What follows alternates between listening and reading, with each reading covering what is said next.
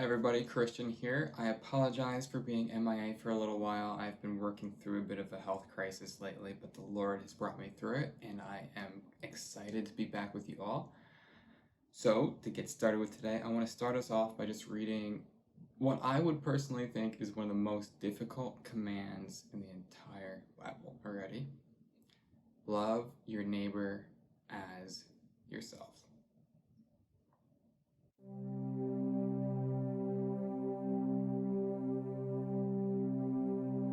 Bringing you the wisdom of God so you may skillfully live the life you're created to live.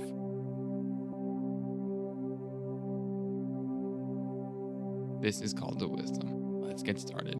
So a few years ago, my wife and I, who were dating at the time, we were going from one of her family events to my parents for the sake of dinner.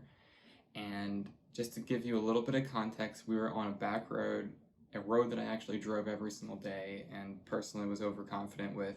The day before, it just snowed, a massive snowstorm. It was a couple feet of snow on the ground, at least probably 2 feet of snow. The road we were on was in the middle of nowhere, a country road that had a really special turn, by the way. It was the kind of turn that went downhill and immediately cut to the right. I was pretty daring back then, and so just to give you a small description of what that was like, you had to go kind of quickly into it and whip into it. Yeah, I had a lot of fun, and I honestly had a lot of practice at the time. Anyway, that night we were on that road. It was dark out. I wasn't driving as fast as normal. I had my girlfriend in the car, so obviously. But it was dark, and there was one thing about this road that I was not ready for. I wasn't expecting it. Like I said, I drove this road every single day, and I was pretty confident with it. And there was one major aspect: black ice.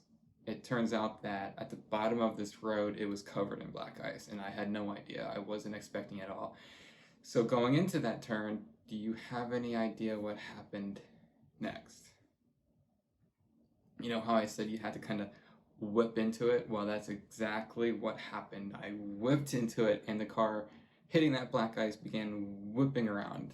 Right? We were going backwards. We did a 180-degree spin, and we were now hydroplaning onto the other side of the road, and we hit the embankment of snow, and we began to roll. Just to give you an idea, as we were rolling, there was a split moment in which everything froze. Like, time literally froze for that split second, and all the loose stuff in my car was in midair, and then boom, like that, time started going in, and we were continuing rolling, and we managed to, by the grace of God, land on all four wheels. The point of this story is thank God for seatbelts. Honestly. Video complete, done, lesson learned, point made. Thank you everyone for watching. No, honestly though, thank God for seatbelts. Don't worry, I have more to say, but we rolled 10 or so feet into the field, and we got out totally unscathed, not a single scratch on either of us, and we were very grateful for that night, by the way. But we got out of the car, we got our bearings, and we called my parents since they were closest to us. We told them the news and asked if they could come and pick us up. So at this point, we were standing in the cold on the side of the road at nighttime. So it was pitch black in the middle of nowhere in 2 feet of snow. It's probably 20 degrees outside. Yeah, it wasn't, yeah. Anyway, that night, as we stood there, probably for like 20 or so minutes, we saw probably five or so cars go by, and this is the point that I'm trying to get at.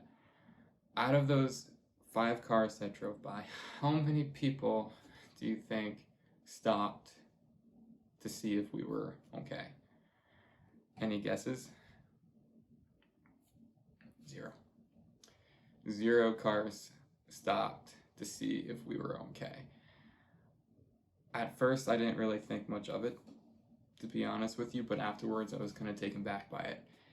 Here we were, stranded in the middle of nowhere, in the cold, standing in the snow, and nobody bothered to care. Why? How? They didn't know if we were injured.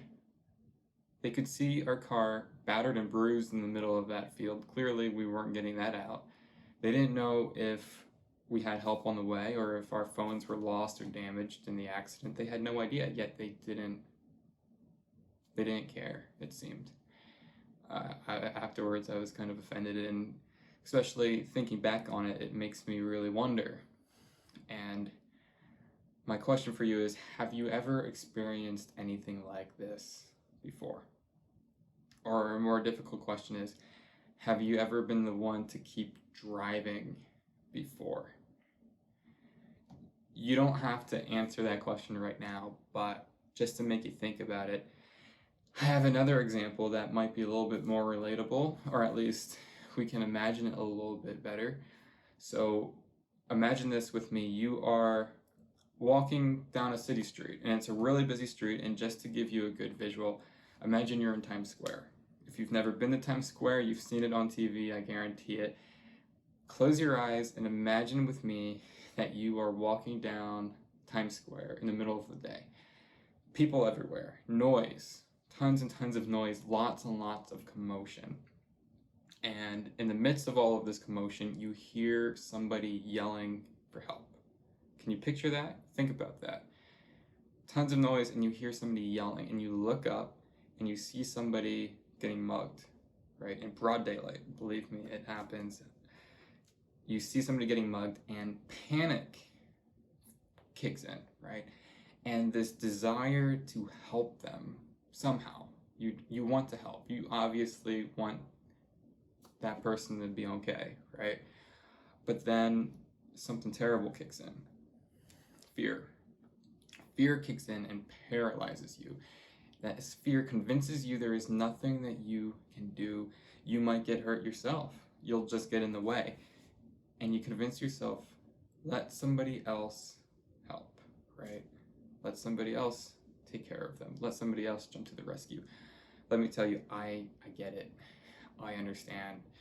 Whether it's somebody stranded on the side of a road, somebody getting mugged on the street, whether it's walking by that homeless person who just needs somebody to talk to, I understand. I know how it feels to allow that fear to kick in and be like, let somebody more capable, more competent, rather, jump to the rescue. Let somebody else be the hero, right? I understand. I get it. But there's a problem with that. You see, we convince ourselves by fear that somebody else more capable should step in and help, that we'll just get in the way, let somebody else help, right? But here's the problem. Everybody else is thinking the exact same thing as you are. Everyone else is thinking, there's nothing I can do, let somebody else help. And you know what the result is? Nobody actually helps. Do you see with me how that's a problem? Which brings us to today's passage, okay? The point is, we live in a society that has all of these issues. We convince ourselves that somebody else will help, but nobody else helps.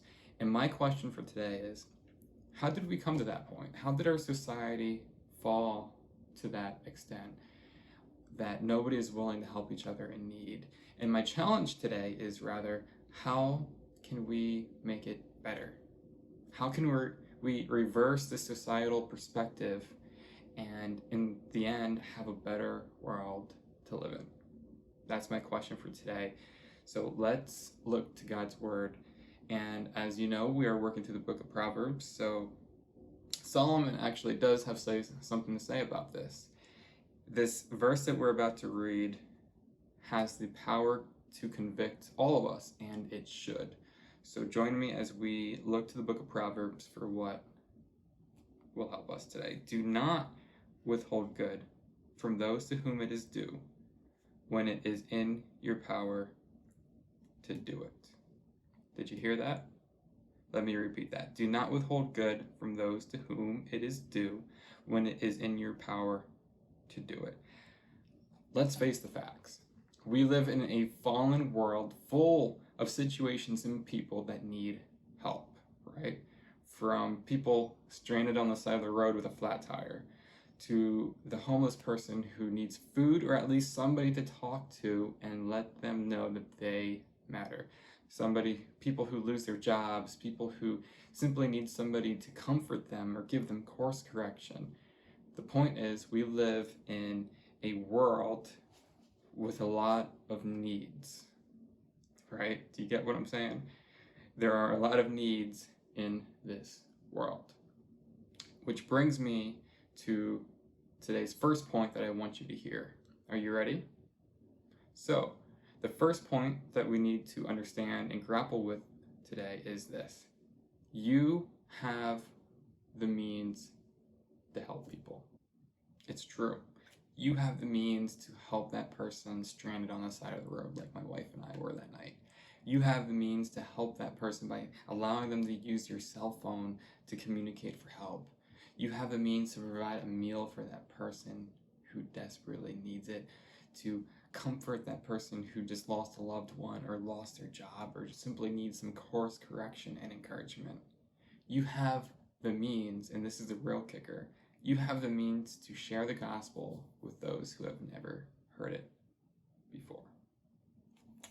Which brings me to the second point that I desire you to understand today, is that just like that person getting mugged on the side of the road, you have the means to help them, and you can't assume anybody else will. You can't assume and expect anyone else will help when you yourself refuse to do so. I know that's pretty heavy and that's pretty harsh, but it's true. And what that basically boils down to, and I'm just being honest, is you might be their only hope. You might be their only hope. You can't expect anybody else to pull over or offer a helping hand when you yourself refuse to do so.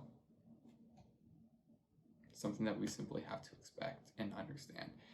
And just to summarize all of it thus far, if you get anything out of this video, there's this main idea, this really important thing that we need to understand. If you're a human being, you have an obligation, a duty, especially as a follower of Jesus, to listen up, take responsibility of those in your sphere of influence. Did you get that? Let me repeat myself. Take responsibility of those in your sphere of influence. Basically, anybody who you have the ability to serve is in your realm of influence. Whether that be family, friends, co-workers, or that complete stranger, if you have the ability to help them, it is your duty to do so. Especially as a follower of Jesus, you must stop assuming others will do that which you are unwilling to do yourself. We must truly become the hands and feet of Christ. We must humble ourselves, take up the mantle of servitude, and begin filling in what the world is desperately lacking. Love. For you, that might be being extremely intentional. It might mean holding your possessions, your time, your money a little looser, right? And being willing to go and provide that which is lacking. It might cost you something, to be honest with you, but just imagine the difference you can make. Imagine the transformed lives that will be changed forever because you were willing to provide what they needed in their moment of need. Imagine how many people you could introduce to the gospel by not only telling them the gospel, but truly showing them what it looks like.